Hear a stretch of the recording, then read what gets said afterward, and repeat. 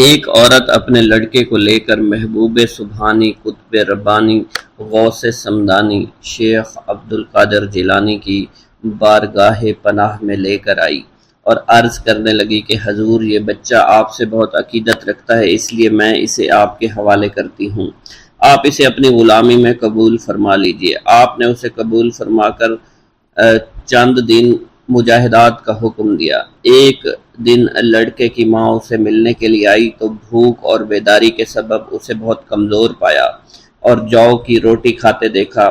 پھر وہ عورت آپ کی خدمت میں آئی تو آپ کے سامنے مرغی کے گوشت کی ہڈیاں دیکھیں اور فوراً وہ بول پڑی کہ خود تو مرغی کا گوشت کھا رہے ہیں، میرے لڑکے کو جو کی روٹی کھلا رہے ہیں۔ یہ بات سن کر آپ نے ان ہڈیوں پر ہاتھ رکھ کر فرمایا کہ اس اللہ کے حکم سے کھڑی ہو جا، تو بوسیدہ ہڈیاں زندہ ہو گئیں اور وہ مرغی بن گئی اور وہ فوراً کھڑی ہوئی اور بولنے لگی۔ ایک بزرگ جس کا نام محمد قائد الادانی رحمۃ اللہ علیہ ہے نے بیان کیا ہے کہ ایک دن حضرت شیخ عبد القادر جیلانی سرح نورانی وعظ فرما رہے تھے اور ہوا بہت تیز چل رہی تھی کہ ایک چیل چیختی ہوئی آپ کی مجلس پر سے گزری، جس سے حاضرین کی توجہ ہٹ گئی۔ آپ نے فرمایا، اے ہوا، اس چیل کا سر تن سے جدا کر دے۔ یہ فرمانا ہی تھا کہ چیل کا سر تن سے جدا ہو گیا۔ یہ دیکھ کر آپ ممبر سے اٹھے، چیل کو ایک ہاتھ میں پکڑ کر دوسرا ہاتھ اس پر پھیرا اور بسم اللہ الرحمن الرحیم پڑھا، اور چیل اللہ کے حکم سے زندہ ہو کر اڑ گئی اور لوگ اس منظر کو دیکھ کر بہت مضطرب ہو گئے۔ ایک شخص جس کا نام معمر جراح تھا بتاتے ہیں کہ ایک دن محبوب سبحانی قطب یزدانی شیخ عبد القادر جیلانی کی خدمت میں حاضر تھا۔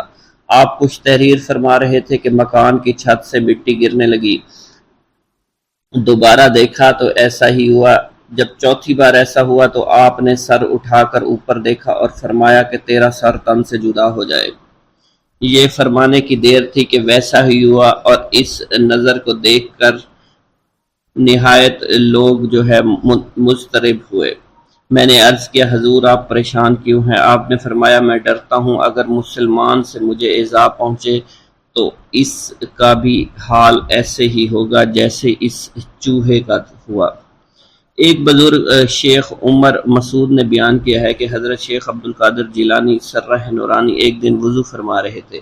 اسی اثنا میں ایک چڑیا نے آپ پر بیٹ کر دی۔ یہ چڑیا اسی وقت گرتے ہی مر گئی۔ اس وضو کے بعد اتنا حصہ کپڑا دھویا اور اتار کر مجھے دے دیا کہ اسے فروخت کر کے اس کی رقم غرباء میں تقسیم کر دو، یہ اس کا بدلہ ہے۔ ناظرین کرام، آپ کو بتاتے چلیں کہ شیخ ربانی حضرت شیخ عبد القادر جیلانی جو ہے بہت ہی قیمتی لباس زیب تن کیا کرتے تھے۔ یہ لباس جو ہے ریشم کے تاروں سے بنا ہوتا تھا اور بہت زیادہ قیمتی ہوتا تھا۔ جب اس واقعہ کے بعد اس لباس کو بازار میں تقسیم کیا گیا تو اس کے بہت زیادہ رقم وصول ہوئی، جو کہ غرباء میں تقسیم کر دی گئی۔ ایک بزرگ شیخ عبد القادر جیلانی رحمۃ اللہ علیہ کی خدمت میں حاضر ہو کر عرض کرنے لگے کہ حضور، میرے بچے کو 1.25 سال سے بخار کا عارضہ ہے، جو بڑھتا ہے نہ ہی گھٹتا ہے۔ آپ نے فرمایا، تم اس بچے کے کان میں جا کر اس طرح کہہ دو، بخار دور ہو جائے گا کہ اے بخار، تجھے عبد القادر کہتا ہے کہ میرے بچے کو چھوڑ دو۔ آپ نے ایسا ہی کیا۔ بخار فوراً بچے کو چھوڑ کر وہاں سے چلا گیا اور اہل محلہ جو ہے وہ باقی لوگ بخار میں مبتلا ہو گئے۔ حضرت شیخ ابو الحسن علی قریشی رحمۃ اللہ علیہ نے بیان کیا ہے کہ ایک دفعہ میں اور شیخ ابو نصر حضرت شیخ عبد القادر جیلانی کی خدمت میں حاضر تھے۔ ابو غالب فضل نامی ایک تاجر آیا اور کہنے لگا کہ حضور، آپ کی دعوت کرنا چاہتا ہوں، قبول فرمائیے۔ آپ نے دعوت کو قبول فرما لیا اور خچر پر سوار ہو کر ابو غالب کے مکان پر تشریف لے گئے۔ وہاں بغداد کے کثیر التعداد علماء اور مشائخ موجود تھے۔ ابو غالب نے دسترخوان بچھایا اور قسم قسم کے کھانے رکھنے لگے۔ ایک بہت بڑا مٹکا بھی ساتھ لا کر رکھ دیا۔ محبوب سبحانی سر جھکا کے بیٹھے ہوئے تھے۔ آپ کی عظمت و ہیبت کی وجہ سے حاضرین پر سکوت کا عالم طاری تھا۔ آپ نے شیخ علی کو اشارہ فرمایا کہ اس مٹکے کو لا کر میرے پاس رکھ دو، اور ساتھ ہی مٹکے کو کھولنے کا حکم بھی صادر فرمایا۔ کھولا تو دیکھا کہ اس میں ایک مفلوج الحال نابینا لڑکا تھا۔ آپ نے لڑکے سے فرمایا اللہ کے حکم سے تندرست ہو کر اٹھ کر کھڑا ہو جا۔ اسی وقت لڑکا بالکل تندرست ہو کر دوڑنے لگا۔ یہ دیکھ کر حاضرین عالم اضطراب میں ڈوب گئے اور چاروں طرف شور برپا ہو گیا۔ پھر آپ بغیر کھانا کھائے واپس تشریف لے آئے۔ ایک دن حضور غوث الثقلین شیخ ابو الحسن کی بیمار پرسی کے لیے ان کے گھر تشریف لائے۔ ایک کبوتری اور ایک قمری دیکھی۔ شیخ ابو الحسن نے بارگاہ غوثیت السمدانی میں عرض کیا حضور یہ کبوتری 6 ماہ سے انڈے نہیں دے رہی ہے۔ قمری نے 9 ماہ سے بولنا بند کر دیا ہے۔ آپ نے کبوتری سے مخاطب ہو کر فرمایا اے کبوتری اپنے مالک کو نفع پہنچا، اور قمری سے فرمایا کہ اپنے پیدا کرنے والے کی تسبیح کر۔ آپ کا یہ فرمانا تھا۔ قمری نے بولنا شروع کر دیا، کبوتری نے انڈے دینے شروع کر دیے، اور تمام حیاتی ایسا ہی کرتے رہی اور صحت یاب بھی رہی۔ حضرت شیخ ابو المظفر اسماعیل نے فرمایا شیخ علی ابن ابی نصر جب بھی بیمار ہو جاتے وہ میرے باغ میں آتے۔ ایک دفعہ عالم مرض میں میرے باغ میں آئے۔ محبوب سبحانی حضرت شیخ عبد القادر جیلانی نے آپ کی بیمار پرسی کے لیے بھی وہ باغ میں تشریف لے آئے۔ باغ میں کھجور کے 2 درخت تھے جو خشک ہو چکے تھے، 4 سال سے پھل نہیں دے رہے تھے۔ اس کو کاٹنے کا ارادہ کر ہی رہے تھا، حضور غوث سمدانی اٹھے اور ایک درخت کے نیچے آپ نے وضو فرمایا اور دوسرے کے نیچے 2 رکعت نماز عطا فرمائی۔ ان پر ایک ہفتہ کے اندر پھل آنا شروع ہو گئے، حالانکہ اس وقت کھجور کے پھل کا موسم بھی نہیں تھا۔ حضرت شیخ ابو مالک زیال کا بیان ہے ایک دن میں حضور محبوب سبحانی غوث سمدانی شیخ عبد القادر جیلانی کے مدرسہ میں کھڑا تھا۔ آپ نے اپنے گھر سے عصا لیے باہر تشریف لائے۔ مجھے یوں محسوس ہوا آج آپ اپنے عصا سے کسی کرامت کا ظہور فرمائیں گے۔ آپ نے مسکراتے ہوئے میری طرف دیکھا اور عصا کو زمین میں گاڑ دیا۔ عصا زمین پر گاڑتے ہی روشن ہو چکا اور بدستور 1 گھنٹہ چمکتا رہا۔ اس کی منور شعاؤں سے اطراف و کناف بھی چمک اٹھے، اس کی روشنی آسمان کی طرف بھی چڑھتی تھی۔ پھر جب 1 گھنٹہ کے بعد آپ نے اسے اٹھایا تو عصا جیسا پہلے تھا ویسا ہی ہو گیا۔ اس کے بعد آپ نے فرمایا تمہاری یہی خواہش تھی نا جو تم نے دیکھا۔ ایک دفعہ دریائے دجلہ میں اس قدر پانی آیا کہ بغداد کے ارد گرد بھی پانی چڑھ آیا۔ دیہاتی لوگ گھبرا کر حضور غوث سمدانی شیخ عبد القادر جیلانی کی خدمت میں حاضر ہوا اور عرض کی۔ آپ نے اپنا عصا مبارک لیا اور دجلہ کے کنارے تشریف لے گئے اور عصا دجلہ کے کنارے پر گاڑ کر فرمایا کہ بس اس سے آگے نہ بڑھنا۔ پانی فوراً اتر کر اپنی اصلی حد پر پہنچ گیا۔ میرا یہ قدم تمام اولیاء کرام کی گردن پر ہے۔ ایک مرتبہ محلہ حلبہ میں اپنے مہمان خانے میں واز فرماتے ہوئے حضور سیدنا غوث اعظم پر اچانک حالت کشف طاری ہوئی۔ آپ رحمت اللہ علیہ نے فرمایا میرا یہ قدم ہر ولی اللہ کی گردن پر ہے۔ یہ ارشاد سن کر تمام اولیاء اللہ نے اپنی گردنیں جھکا دیں۔ صلحائے امت نے اس کی توضیح فرمائی ہے کہ آپ رحمت اللہ علیہ کے عہد مبارک اور بعد میں قیامت تک آپ کی عطا کے بغیر ولی اللہ ولایت کے درجے پر فائز نہیں ہو سکتا۔ سلطان الہند حضرت خواجہ معین الدین چشتی المعروف خواجہ غریب نواز اس وقت خراسان کے پہاڑوں پر مجاہدات میں مشغول تھے۔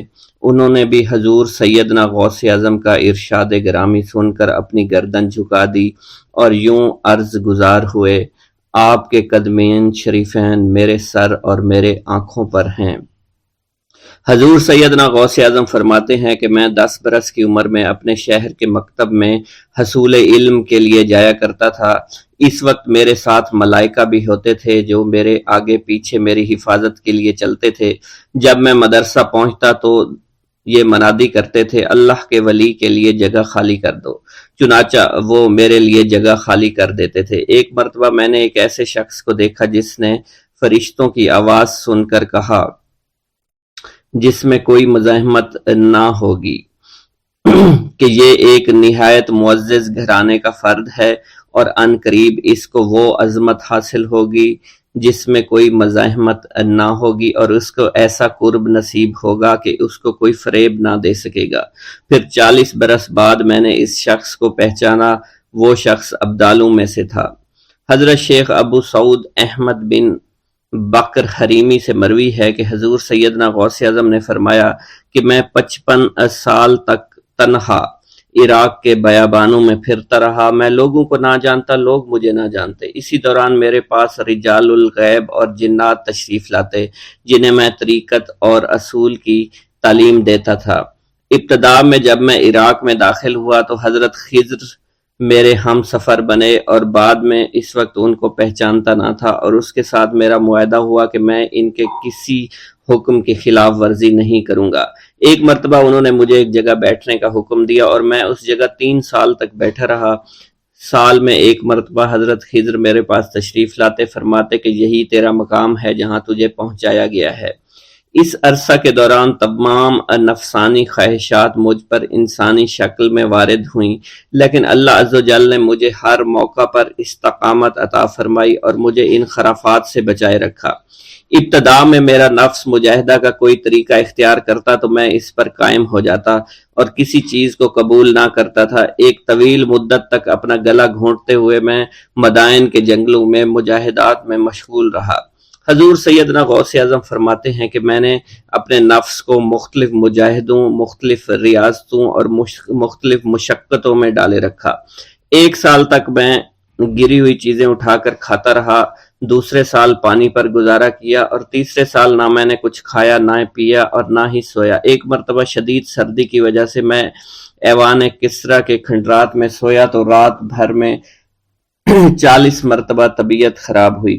حضور سیدنا غوث اعظم فرماتے ہیں ہر سال ایک بزرگ آتے اور وہ مجھے جبہ دے کر چلے جاتے۔ اسی طرح میں نے بے شمار طریقوں سے دنیا اور نفس سے چھٹکارا پانے کی کوشش کی۔ لوگ مجھے دیوانہ سمجھتے تھے۔ میں برہنہ جسم جنگلوں میں چلا جاتا اور کانٹوں پر لوٹتا شور مچاتا تھا۔ میرا تمام بدن سے خون جاری ہو جایا کرتا تھا اور لوگ مجھے اٹھا کر شفا خانے لے جایا کرتے، جہاں میری حالت مزید بگڑ جاتی۔ ایک وقت ایسا بھی آیا جب مجھ میں اور مردہ میں کوئی فرق نہ تھا۔ لوگ کفن لے کر آئے، غسال کو بلوایا کہ وہ مجھے غسل دے دیں۔ ابھی انہوں نے مجھے غسل دینے کے لیے تختہ پر ڈالا ہی تھا کہ میری حالت درست ہو گئی۔ میں اٹھ کھڑا ہوا۔ طریقت کی ان پرخطر راہوں میں نہ تو میں کبھی خوف زدہ ہوا اور نہ کبھی میرا نفس مجھ پر غلبہ پا سکا، اور نہ ہی دنیا کی آرائش مجھے حیران کر سکی۔ حضور سیدنا غوث اعظم فرماتے ہیں شیطان نے میرے گرد بے شمار جال بچھائے۔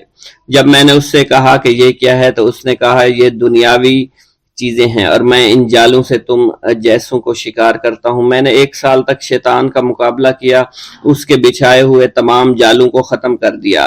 اس کے بعد میرے سینے کو کھول دیا گیا اور مجھ پر بے شمار خلائق ظاہر ہوئے۔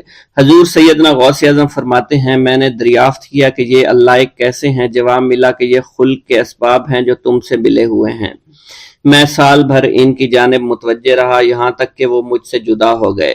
جب مجھ پر میرا باطن ظاہر کیا گیا تو میں نے اپنے قلب کو بہت سے علائق سے ملوث پایا۔ میں نے دریافت کیا کہ یہ علائق کیا ہیں؟ جواب ملا یہ تمہارے ارادے، تمہارے اختیارات ہیں۔ چنانچہ 1 سال تک ان کی جانب متوجہ رہا کہ وہ مجھ سے دور ہو گئے۔ میرا قلب ان تمام غلاظتوں سے نجات پا گیا۔ پھر مجھ پر میرے نفس کو ظاہر کیا گیا، میں نے اس کا مشاہدہ کیا، مجھے معلوم ہوا اس کے ساتھ کچھ امراض اور بھی ہیں اور نفس کی خواہشات زندہ ہیں، نفس کا شیطان سرکش ہے۔ چنانچہ میں نے سال بھر پھر توجہ دلائی اور میرے نفس کے تمام امراض سرے سے ہی ختم ہو گئے اور اس کے شیطان نے کلمہ پڑھ لیا اور پھر میرے تمام امور اللہ کے لیے ہو گئے اور میں اپنی ہستی سے باہر نکل آیا۔ حضور سیدنا غوث اعظم فرماتے ہیں پھر میں توکل کے دروازے پر آیا تاکہ میرا مقصد پورا ہو، لیکن جب میں نے توکل کے دروازے پر پہنچا تو بے شمار لوگ موجود تھے۔ میں اس ہجوم کو چیرتا ہوا آگے بڑھا اور شکر کے دروازے پر پہنچ گیا، یہاں پر بھی لوگوں کا جمع غفیر موجود تھا، اسے بھی چیرتا ہوا آگے بڑھا اور مشاہدہ کے دروازے پر پہنچ گیا اور یہاں پر موجود ہجوم کو چیرتا ہوا اندر داخل ہوا، حتیٰ کہ سب سے آخر میں مجھے فقر کے دروازے پر لایا گیا۔ فقر کا دروازہ خالی تھا۔ جب اس دروازہ میں داخل ہوا تو دیکھا جن جن چیزوں کو میں نے ترک کیا تھا وہ سب یہاں موجود تھیں۔ یہاں مجھے ایک بہت بڑے روحانی خزانے کی فتوحات سے نوازا گیا اور میرے لیے تمام دنیا کے خزانے کھول دیے گئے۔ مجھے روحانی عزت، دائمی فنا اور خالص آزادی عطا فرمائی گئی۔ میری تمام چیزیں جو میری ہستی اور میری صفات سب معدوم ہو گئیں اور میری ہستی کی جگہ کسی اور نے لے لی۔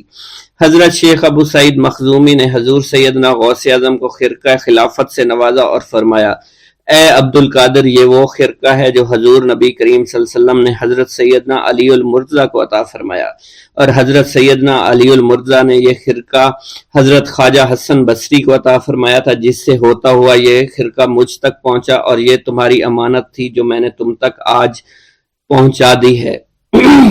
حضور سیدنا غوث اعظم نے جب خرقہ مبارک کو زیب تن کیا تو آپ پر بے شمار انوار و تجلیات کی بارش ہونا شروع ہو گئی۔ حضور سیدنا غوث اعظم نے حضرت شیخ ابو سعید مخزومی کے مدرسہ میں تدریسی فرائض سر انجام دینا شروع کر دیے۔ آپ کے لیے فی الحال تدریسی مصروفیات کے علاوہ کوئی کام نہ تھا۔ آپ کی شبانہ روز کی محنت سے آپ کے نام کا شعرہ کچھ ہی دنوں میں سارے بغداد میں پھیل گیا۔ طلبہ دور دراز کے علاقوں سے علم کے حصول کے لیے آنے لگے۔ طلبہ کی تعداد جب مزید بڑھنا شروع ہو گئی تو ارد گرد کے کئی مکانات کو خرید کر مدرسہ میں داخل کر لیا گیا۔ کتب سیر میں منقول ہے کہ 528 ہجری میں آپ مدرسہ نظامیہ کی وسیع عمارت تعمیر فرما چکے تھے۔ اس مدرسہ کی تعمیر میں آپ نے بحیثیت مزدور بھی حصہ لیا تھا۔ حضرت شیخ ابو الخشاب سے مروی ہے کہ میں جوانی میں جب علم نحو پڑھ رہا تھا تو لوگوں نے مجھے حضور سیدنا غوث اعظم کے پاس جانے کا مشورہ دیا، اور اس کی وجہ سے مجھے بھی اشتیاق ہوا کہ میں آپ کا واز سنوں۔ ایک مرتبہ کچھ لوگوں کے ہمراہ آپ کی مجلس میں دوستوں کے ہمراہ حاضر ہوا۔ آپ نے میری جانب توجہ کرتے ہوئے فرمایا، ہماری صحبت اختیار کر لو۔ چنانچہ میں نے آپ کے فرمان کے مطابق آپ کی صحبت کو اختیار کر لیا۔ آپ نے مجھے علم نحو کے علاوہ علوم عقلیہ اور تقلد حاصل کیے جس سے مجھے کوئی واقفیت پہلے نہیں تھی۔ 1 سال کے عرصہ میں آپ کی نظر کرم سے میں نے وہ علوم حاصل کر لیے جو گزشتہ اتنی عمر گزارنے کے باوجود بھی مجھے حاصل نہیں ہوئے تھے۔ منقول ہے حضرت شیخ بقا بن بطو، شیخ علی بن ہیتی اور شیخ کیلوی جب حضور سیدنا غوث اعظم کے مدرسہ میں آتے تو جھاڑو دیا کرتے تھے اور چھڑکاؤ کرتے تھے، لیکن آپ کی اجازت کے بغیر کبھی اندر داخل نہ ہوتے تھے۔ اجازت ملنے کے بعد آپ حضرات اندر داخل ہوتے اور اجازت ملنے پر ہی بیٹھتے تھے۔ آپ سے امان طلب کرتے اور امان مل جانے کے بعد مؤدب ہو کر بیٹھ جاتے۔ جس وقت آپ کہیں جانے کا ارادہ کرتے تو یہ حضرات سواری کے ہمراہ چلتے۔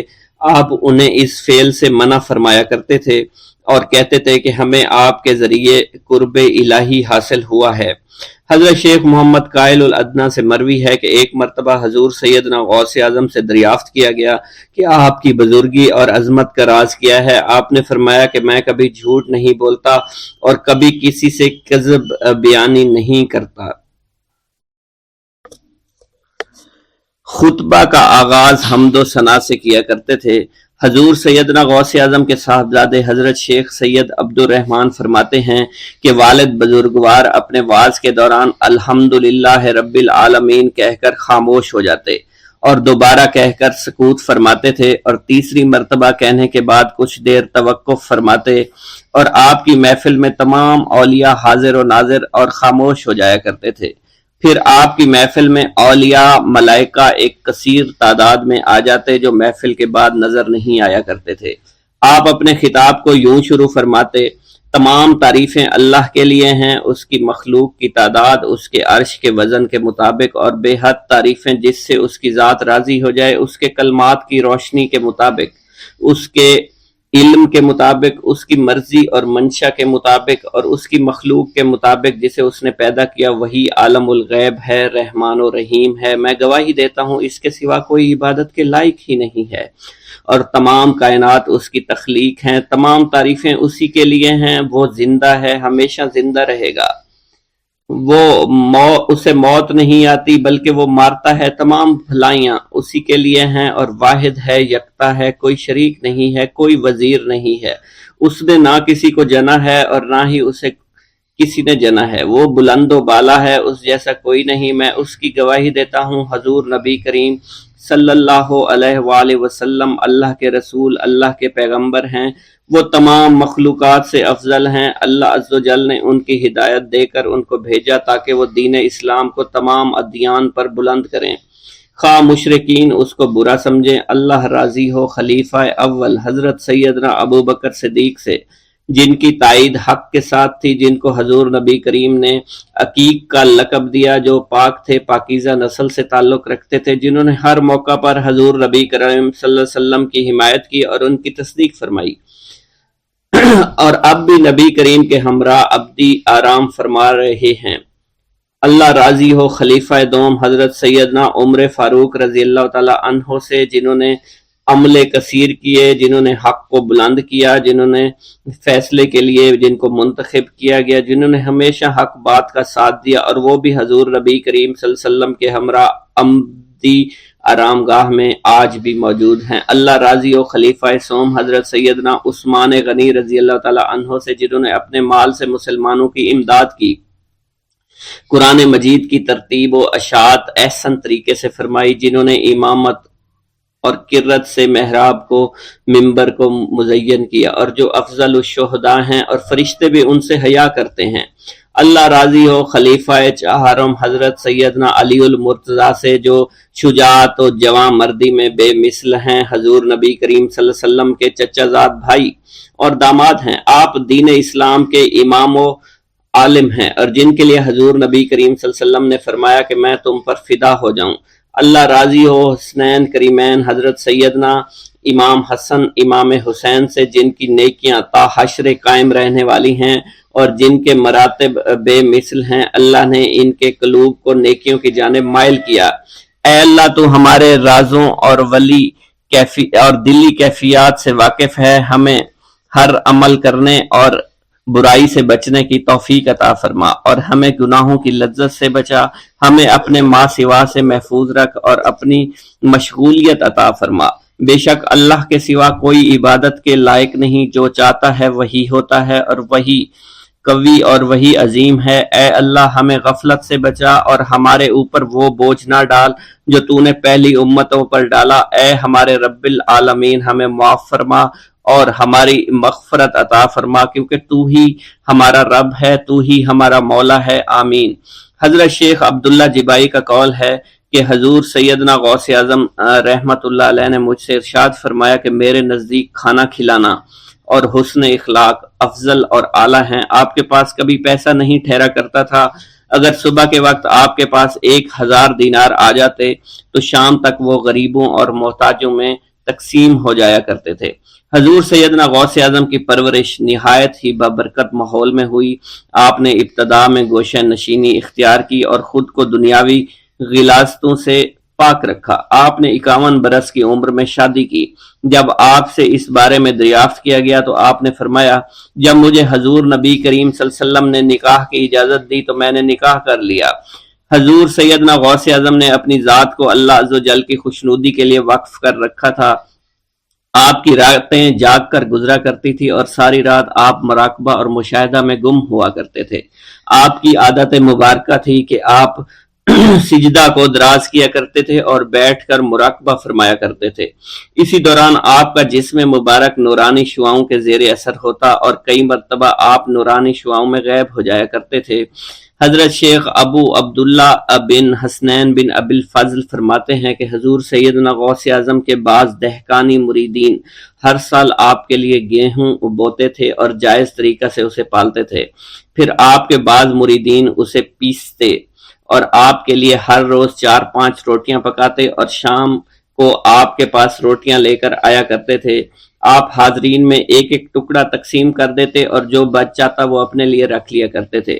حضرت شیخ خضر حسنی سے منقول ہے، حضور سیدنا غوث اعظم ایک شکستہ دل فقیر کو دیکھا، آپ نے اس سے اس کی کیفیت کے متعلق دریافت کیا تو اس نے کہا کہ میں آج دریا کے کنارے گیا اور ملاح سے کہا مجھے دریا کے پار لے جائے۔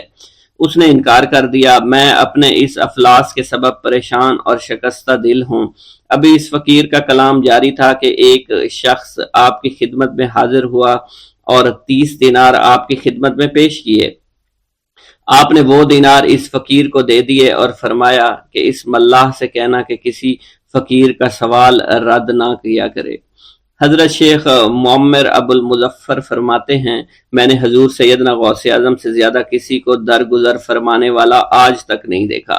آپ کی عطا کا یہ علم تھا، ایک محفل میں 400 لوگوں کو ولایت کے مقام اعلیٰ تک پہنچا دیا کرتے تھے، بھوکوں کو کھانا کھلانا، بیواؤں کی حاجت روائی کرنا۔ آپ کا معمول تھا جب کسی بیمار کے متعلق سنتے تو فوراً اس کی عیادت کے لیے تشریف لے جایا کرتے تھے۔ فقراء کو آپ رحمت اللہ علیہ کے در سے بغیر سوال کیے عطا ہو جایا کرتا تھا۔ حضور سیدنا غوث اعظم نے فرمایا کہ مخلوق سے کنارہ کشی سے پہلے علم حاصل کرو، کیونکہ جو شخص علم کے بغیر عبادت کرتا ہے وہ اصلاح سے زیادہ فساد میں مبتلا ہو جاتا ہے۔ تمہیں چاہیے کہ شمع شریعت اپنے ہمراہ لے کر علم کی روشنی میں علم عمل کرو، پھر اللہ تعالیٰ تمہیں علم لدنی کا وارث بنا دے گا جس سے تم ناواقف ہو۔ تمہیں چاہیے کہ تمام اسباب و ذرائع سے تعلق منقطع کر کے رشتہ داروں اور احباب سے جدائی اختیار کرو، تاکہ تم اپنے زہد کی وجہ سے اپنی قوت باطنی اور اپنے حسن ادب کا مشاہدہ کر سکو۔ خدا کے علاوہ تمام عالم و اسباب سے اس خوف سے منقطع ہو جاؤ تاکہ تمہاری شمع معرفت نہ بجھ جائے، اور جب تم 40 دن اپنے رب کے لیے مخصوص کر دو گے تو تمہارے قلب سے حکمت کے چشمے جاری ہو جائیں گے اور تم معرفت الہی کی تپش کا مشاہدہ کرنے لگے گے جس کو حضرت موسیٰ علیہ السلام نے اپنے شجر قلب پر محسوس کیا تھا۔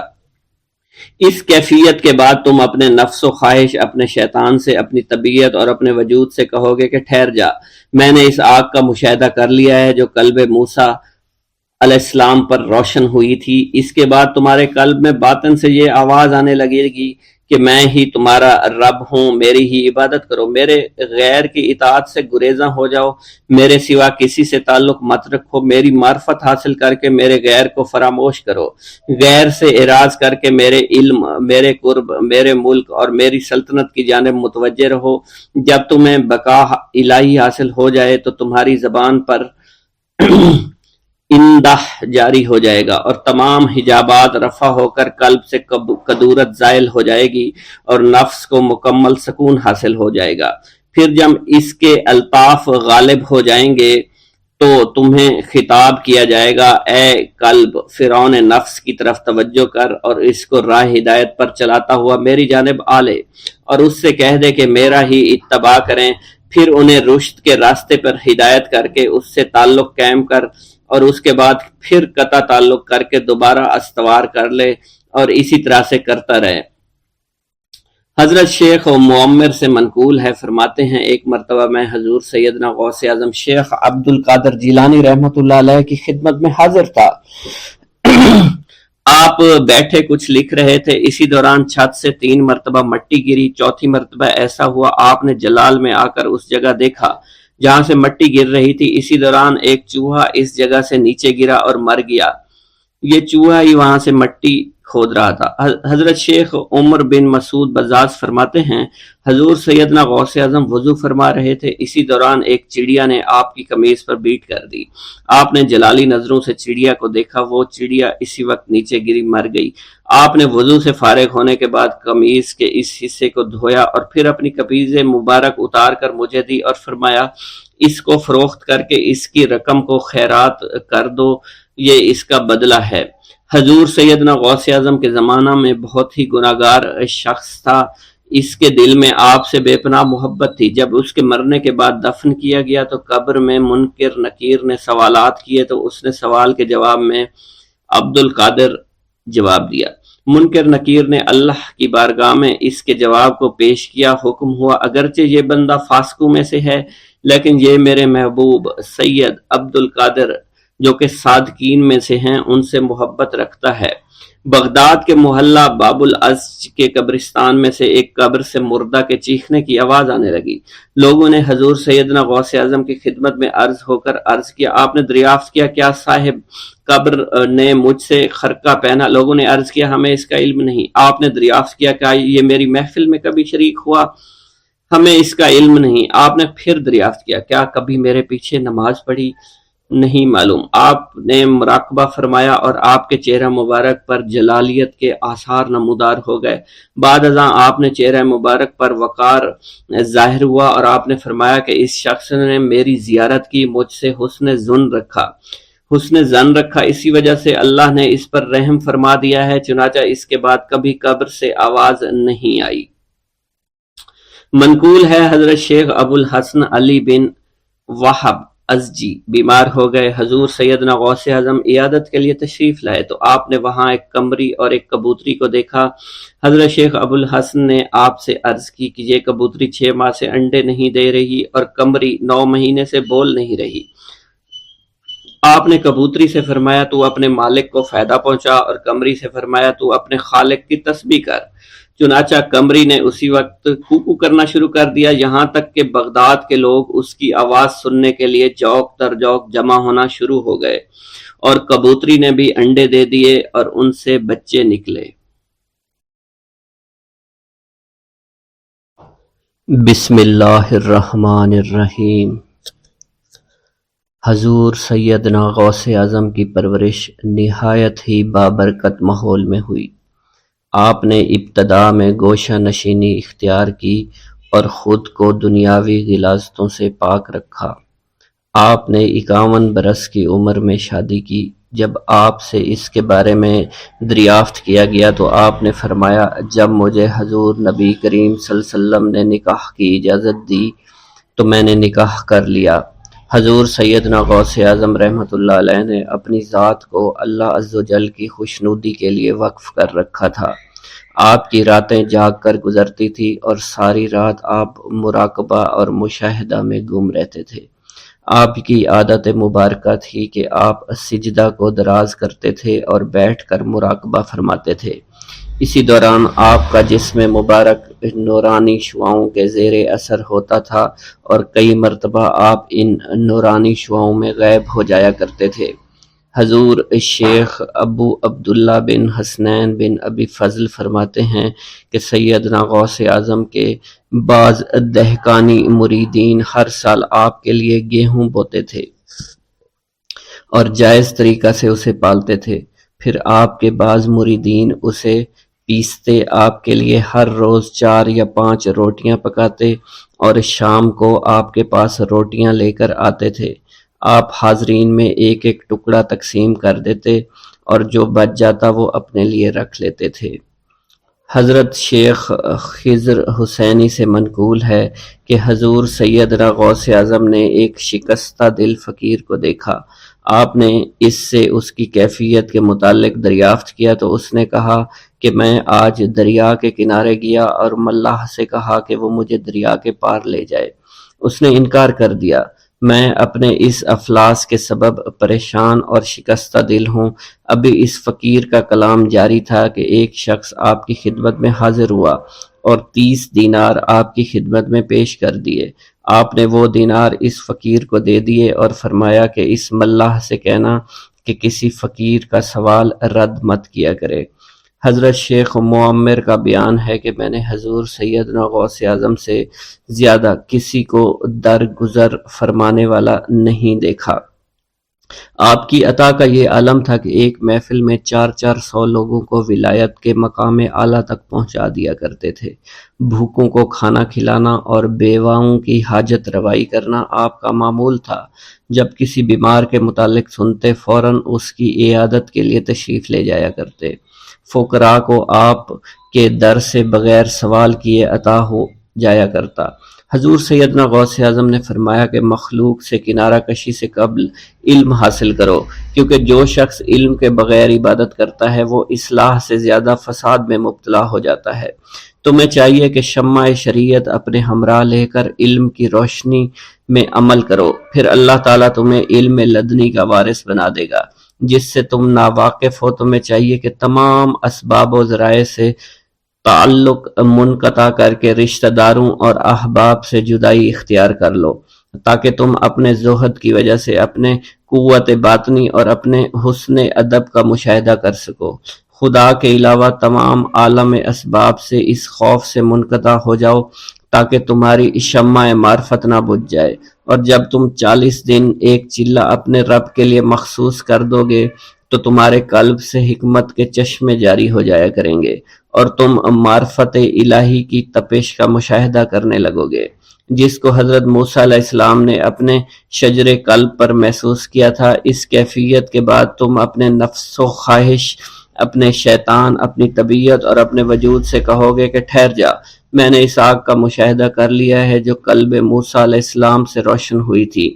اس کے بعد تمہارے قلب میں باطن سے یہ آواز آنے لگی کہ میں ہی تمہارا رب ہوں، میری ہی عبادت کرو، میرے غیر کی اطاعت سے گریزاں ہو جاؤ، میرے سوا کسی سے تعلق مت رکھو، میری معرفت حاصل کر کے میرے غیر کو فراموش کر دو، غیر سے اعراض کر کے صرف میرے علم، میرے قرب، میرے ملک اور میری سلطنت کی جانب متوجہ رہو۔